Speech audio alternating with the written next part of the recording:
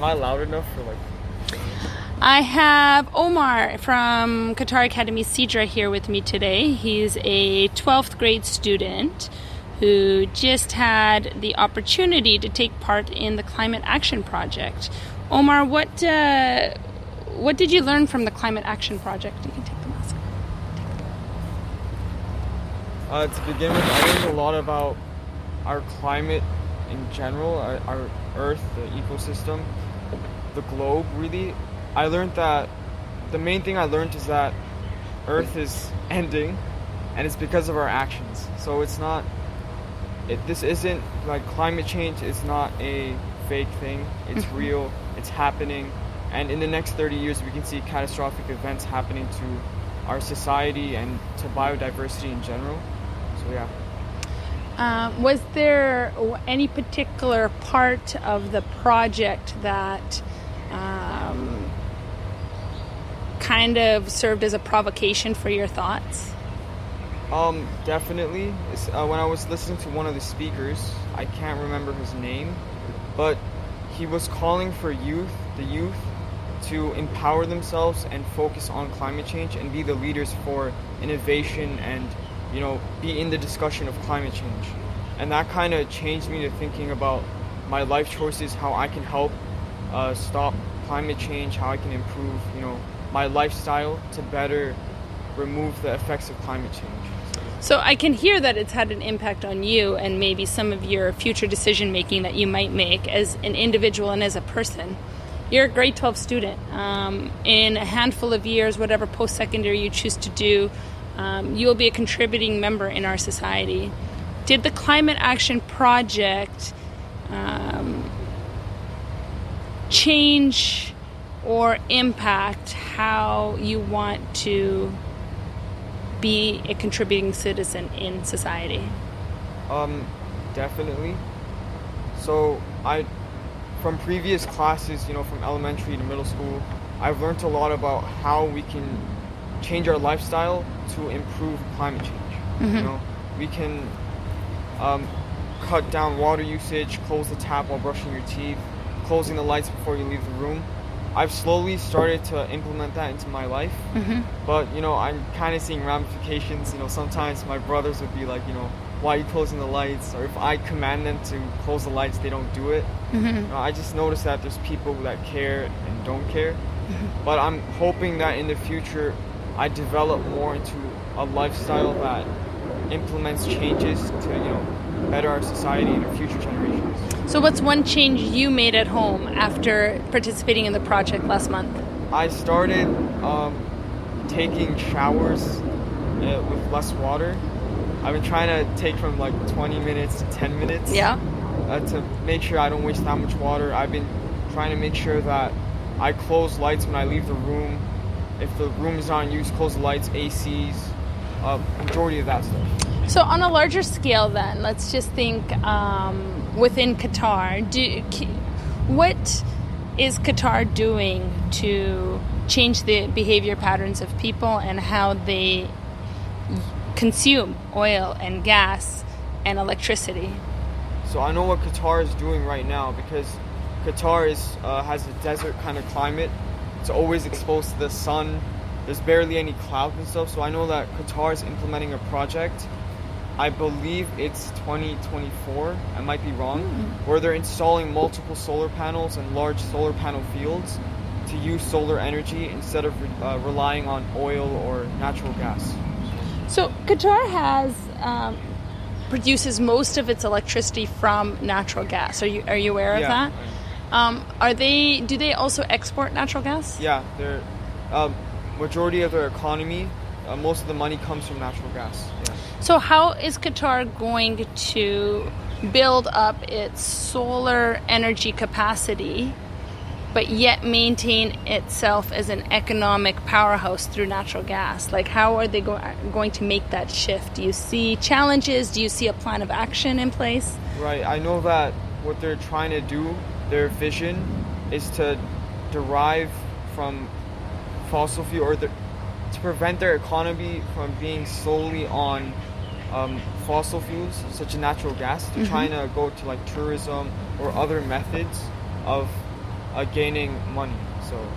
So their economic development plan is sourcing other industry and slowly going to let go of the natural gas. Yeah, natural gas consumption is one of the cleaner forms of energy, but it is still a finite resource. Yeah. So definitely.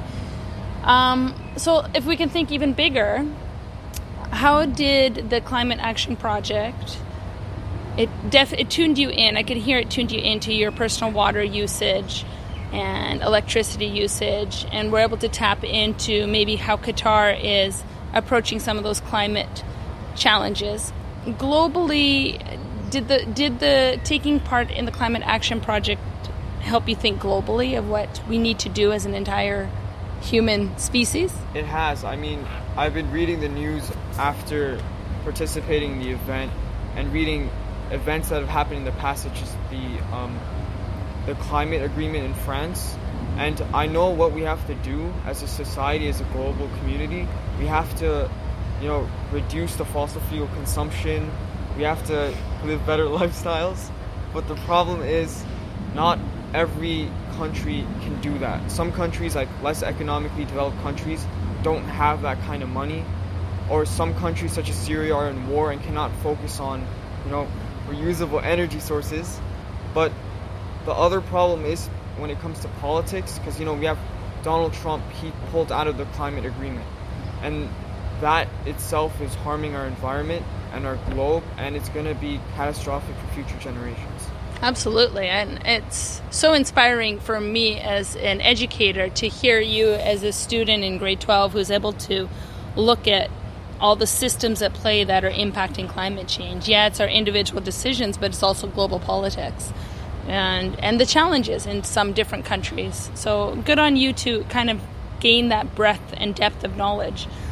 What are you going to do with your future? Do you have some plans? In terms of what? Like post-secondary? Oh, post-secondary?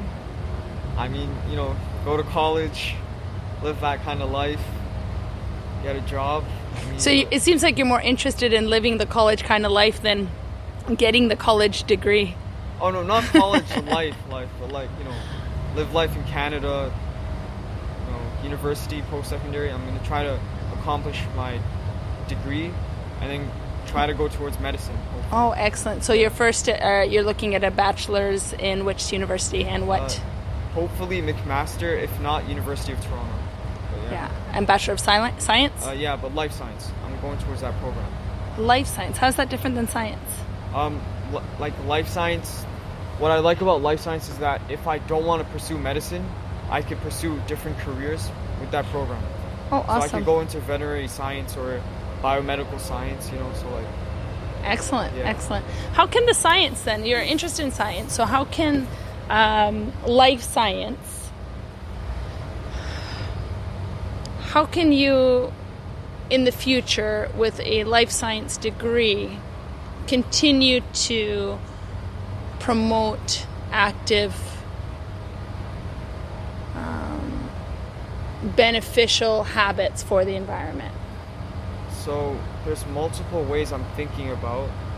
Again, if I have an income, I could always donate to charities that focus on climate change, planting trees, like trees.org.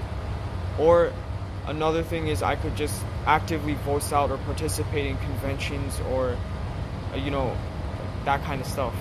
I could also, if I become a biomedical scientist, I know that there's something called GMOs, genetically modified organisms, and what some can do is that scientists can genetically modify trees to take in more carbon, so that can help reverse climate change and the impacts of climate change. You just taught me something new today. I didn't even realize that could be a topic, to genetically modify a tree to absorb more carbon. Yeah. That can be... It's really beneficial for the environment if that's pulled off. Absolutely. Yeah. Absolutely. So where are they doing this research? What have you come across? So far, I know that, I think, if I'm not wrong, in Canada, they've done it. I'm Canadian and I haven't heard yet, but I'm going to do some research. I'm pretty sure in Canada, if I'm not wrong. But yeah, they created a tree that can take in more carbon, so it's really good and can help reverse the effects of climate change. So, yeah. That's great. Fantastic. If there's one message you could give your peers at school, what would that message be? Change your lifestyles. I mean, I know in this country, lots of people tend to overuse energy. I know in school especially, when we always leave the rooms, and I always just see rooms with lights on, but no one's in there. AC's on, no one's in there. So I mean, if we kind of change our habits and our lifestyle, it could make, even though it's minor, it could still have a change on, or an impact on climate change. So what you're talking about really is behavioral change over time. And that is one of the things I'm hoping to promote, is just the stories that will change behavior over time. So, your story can hopefully get out to the QAS community and the Qatar Foundation community. And through these stories, even if 1 or 2 or 10 people are impacted to be the next scientist who makes that genetically modified tree that absorbs more carbon, then we've done our job here. Excellent. The grade 3s and grade 1s also took part in the Climate Action Project. Is there any way maybe you could connect with a couple students just to promote some sort of initiative or campaign? Is there any thoughts in terms of at the school level what we could do? Last year I was a part of an after-school club called GIN. And in it, my teacher was telling me about how we could remove plastic straws and bottles from the cafeteria and replace it with like bamboo. He told me that they implemented that in their old school to help stop, remove the kind of plastic consumption. Absolutely. In our school. So I think we could do that. Something like that for sure. Maybe after COVID's over, if it's ever over. Running out of patience here. Omar, thank you for today. It's been fabulous talking to you and hearing the inspirations behind who you want to be and how you want to live in the future, and hopefully you can impact those around you. Hopefully. Thank you. Nice to meet you today. Have a good day. Bye.